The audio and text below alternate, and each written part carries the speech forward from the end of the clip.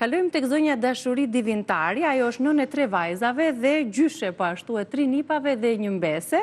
Edhe pse është në moshë pensioni, ajo vazhdon të jetë shumë aktive në fushën e saj si menaxhere, profesionalisht, është me origjinë jeni nga Mallakastra?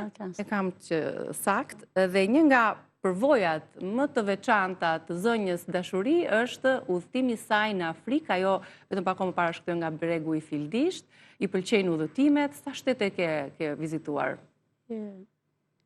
Aty në radhë të parë u përshëndes për misionin dhe ftesën që ju na bët këtu, që të njihemi dhe ne mosha e tretë, se kush jemi dhe ç'a bëjmë. Shiko, kaq bukur sa jeni sot, nuk shkon fare me këtë emrin mosha e tretë. Faleminderit. Unë kam qenë misionere paqes dhe vazhdoj të jem misionere paqes botërore për të drejtat e njerëzit në 202 vende të botës, po përfaqësoj Shqipërinë dhe Evropën si presidente edhe misionere paqes botërore.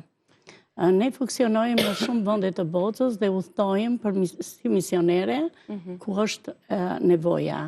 Unë kam shkuar në shumë vende të botës. Shohim ndërkohë edhe fotot tuaja të vizitës në Afrikë. Atje, ky fëmia, kur kam shkuar për herë të parë, nëna ishte shtatzane, dhe kur u ktheva prapë në udhtim, ajo ishte martenitet dhe ka lindur. Dhe unë i kam çorë emrin tim atij fëmijës. I kam çorë emrin Dashuri. Ashtu? Po. Ashtu e quajti familja? Po. Dhe fëmia sot është 4 vjeç, vajzë, dhe ka emrin tim, Dashuri. Dhe ka qenë... Do pa guxim edhe përkushtim kjo pjesa e të vizituarit dhe të qenit misionare paqe. Si e ka pritur familja jote, që ti duhet të shkosh në vende të ndryshme të botës? Po, unë kam vite që udhtoj dhe 3 vajzat e mia janë të përkushtuara. Shime, bile vajza e vogël më bën projekte, bën gjitha aktivitetet që bëj dhe takimet, ajo më pregatit dhe mi bën gati për të marrë një udhtim. Unë kam udhëtuar dhe shumë në Evropë, kam bërë dhe shumë projekte paqe në Evropë, në Maqedoni, në Kosovë, në Shqipëri, në Gjermani dhe në shumë vende të tjera të botës. Unë kam lindur me zemër të madhe, po e them, sepse njeriu po nuk lindi me zemër të madhe, nuk është kur human. Dhe misionerët e paqes duhet të jenë primar dhe paqja fillon që nga vetë neve. Nga familja, po nga shoqëria dhe nga gjithë. Ku do të jetë udhëtimi i radhës juaj? Po, udhëtimin i radhës e kishim për në Nigeri?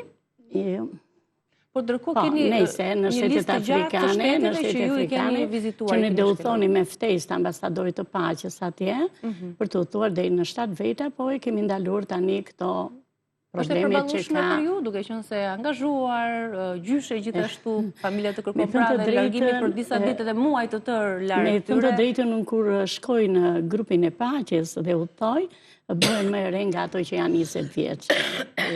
Jam shumë aktive, i dua shumë dhe më duan shumë stafi dhe kolegët që unë udhtoj.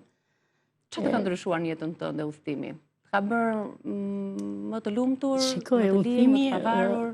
Udhëtimi është një gjë tepër e veçantë, jo vetëm për mua, po për të gjitha gratë shqiptare ose gratë e botës, sepse bull që të dalësh nga dera e shtëpisë dhe të zbresh poshtë pallatit të pish një kafe, ndjen kënaqësi.